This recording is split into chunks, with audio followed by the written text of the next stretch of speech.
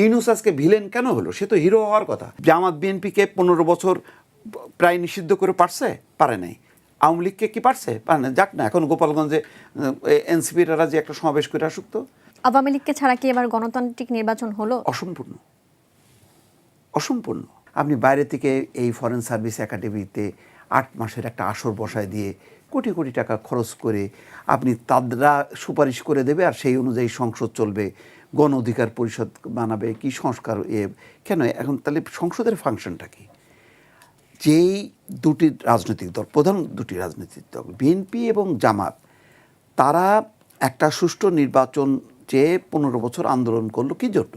যে তারা ক্ষমতায় এসে তারা রাষ্ট্রকে পরিচালনা করবে, কোনটা ভালো হবে, কোনটা সংবিধানে থাকবে, কোনটা সংবিধানে থাকবে না, আবারও তত্ত্বাবধায়ক সরকার ব্যবস্থা পুনঃপ্রবর্তন করবে, সব কিছু করবে তো সংসদের মাধ্যমে। তাহলে কি আমাদের সংসদ সদস্য যারা নির্বাচিত হয় তারা কি জ্ঞানী না? তারা কি মানে মূর্খ? তারা কি সব কি ব্যবসায়ী? সব কি ঋণ খেলাপি? এখানে কি কোনো ভালো মানুষ রাজনীতিকরা নেই? সব ভালো মানুষরা হচ্ছে পার্লামেন্টের বাইরে থাকবে, আর পার্লামেন্টে যারা থাকে সব হচ্ছে মূর্খের দল। বিষয়টা কি এরকম? তা আমরা পার্লামেন্টকে উপেক্ষা করলাম কেন? দেখেন, বারবার নেপালের কথাটা আসে কেন? সুশীলা কার্কির কাছে কিন্তু একই সমস্যার মধ্যে পড়ছে।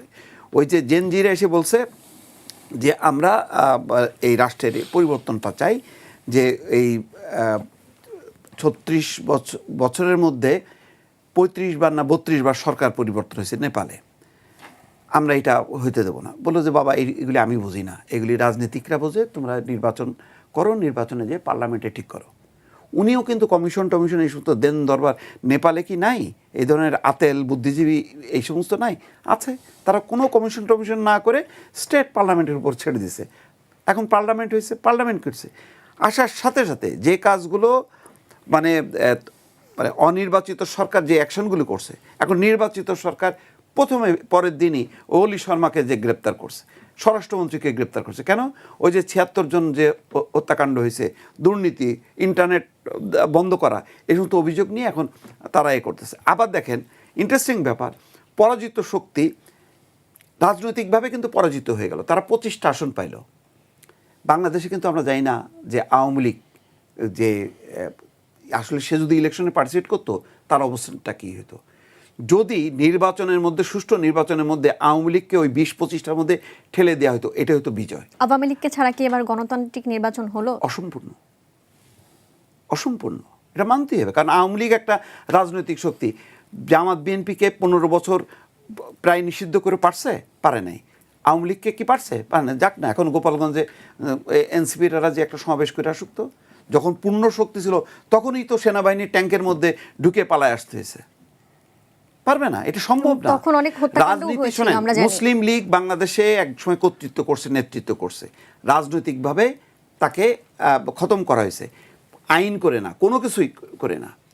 আপনি আওয়ামী লীগকেও আপনাকে রাজনৈতিকভাবে যে দেউলিয়া না, এটা যে একটা ফ্যাসিস্ট দল, এটা যে স্বৈরাচারী দল, এইটা রাজনৈতিকভাবেই আপনাকে মোকাবেলা করে করতে হবে। আপনি অন্য নিষিদ্ধ করে করবেন, ওই আবার জামাতের মতন ফুস করে ফুসে উঠবে। এখন তো দেখা যাচ্ছে যে তারাও এরকম জামাতের মধ্যে ঢুকে গেছে, বিএনপির মধ্যে আমরা পত্রপত্রিকায় দেখি তো, যে এই প্রাপ্তবয়স্ক একজন মানুষ যখন নাকি জামাতে জয়েন করে, বিএনপিতে জয়েন করে, তার সে কি রাজনৈতিক চিন্তা চেতনা কি কবর দেয়? কবর দেয় না, তার ভিতরে থাকে।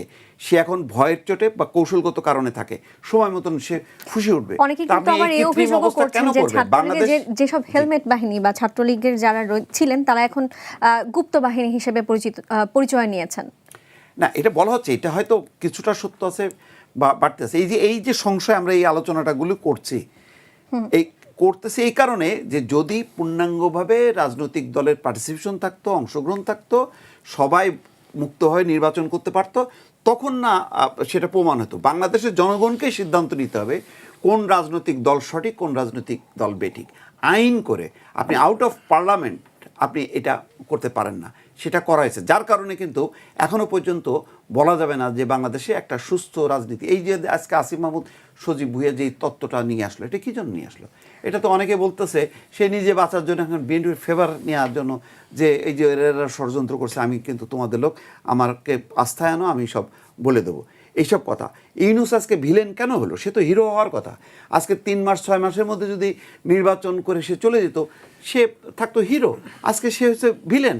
যেখানে টক শো দেখেন, যেমন শেখ হাসিনার সমালোচনা হয়, তেমনি ইউনূসের সমালোচনা হয়। তাহলে ইউনূস আর শেখ হাসিনা কি এক হয়ে গেল? এখন তো তাই হয়ে যাচ্ছে। এটা তো দুর্ভাগ্য, আমাদের বাংলাদেশের দুর্ভাগ্য। এই দুর্ভাগ্য সৃষ্টি করছে তারাই।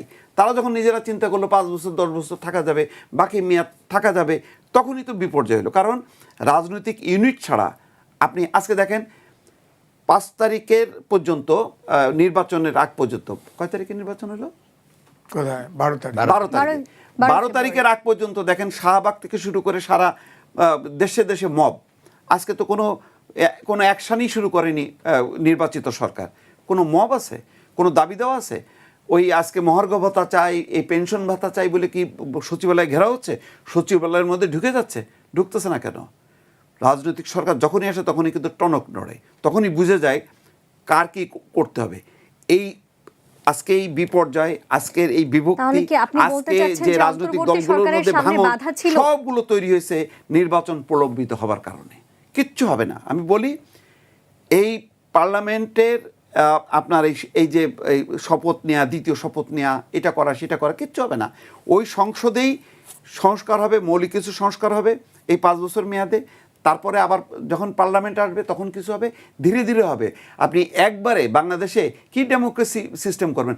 300 এমপিকে সামলানো যায় না, আপনি এর গাড়ির উপরে আরও 200-300 এমপি চাপাইতে চান।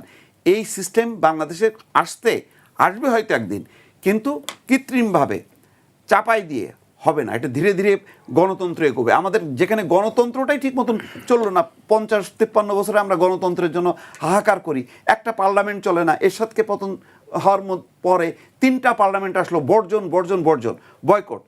তার মানে সেগুলি ফাংশন করেনি। তার মানে যারা জুলাই অভ্যুত্থান করছে, আন্দোলন করছে, তাদের নেতৃত্বে তো এটা বরং তো বিএনপি জামাতের জন্য লজ্জা যে তাদের নেতৃত্বেই এই গণঅভ্যুত্থানটা হওয়ার কথা ছিল। তো তারা যারা অভ্যুত্থানটা করছে, এরা আমাদের সূর্য সৈনিক। জামাতের জন্য কেন লজ্জা হবে?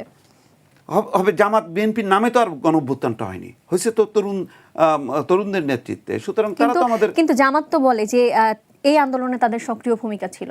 বিএনপিরও ছিল, আপামর মানুষের ছিল, সবারই ছিল। আমাদের সমালোচনা থাকবে, কিন্তু কোনোভাবেই যারা জুলাই অভ্যুত্থানের নেতৃত্ব দিল এই তরুণদেরকে, এদের অবদানকে খাটো করা যাবে না। তাদের কাছে জাতি কৃতজ্ঞ থাকতে হবে। বিএনপি জামাত তো অবশ্যই থাকবে। এদের মধ্যে যারা যে অংশটা এই অভ্যুত্থানটাকে বিপথে চালিত করছে, যারা দুর্নীতি করে আজকে বদনাম করছে, তাদেরকে চিহ্নিত করতে হবে। কিন্তু সামগ্রিকভাবে তরুণদের এই আত্মত্যাগ, এটা তো শুধু হাসনাতের বিষয় না, এটা সার্জিস আলমের বিষয় না, এটা গোটা তরুণ সমাজেই এটার মধ্যে ইনভলভ হয়েছে। এর মধ্যে কে গুপ্ত সুপ্ত ছিল এগুলি বড় কথা না, কিন্তু আমরা দৃশ্যপটে কি দেখছি যে নেতৃত্ব ছিল তরুণরা। এটা আমাদেরকে অবশ্যই স্মরণ রাখতে হবে। এদের